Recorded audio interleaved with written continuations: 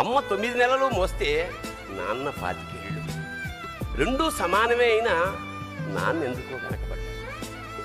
ఇంట్లో జీతం తీసుకోకుండా అమ్మ, తన జీతం అంతా ఇంటికే ఖర్చు పెడుతూ నాన్న, ఇద్దరి శ్రమ సమానమే అయినా అమ్మ కంటే నాన్న ఎందుకో వెనకబడ్డాడు.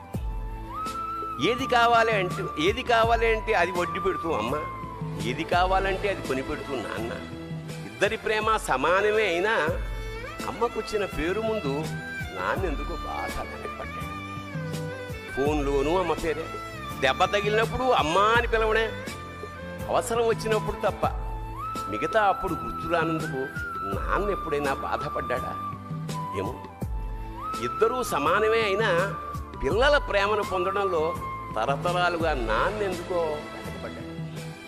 అమ్మకి మాకు బీరువా నిండా రంగురంగుల చీరలు బట్టలు, నాన్న బట్టలకు దండెం కూడా నిండదు.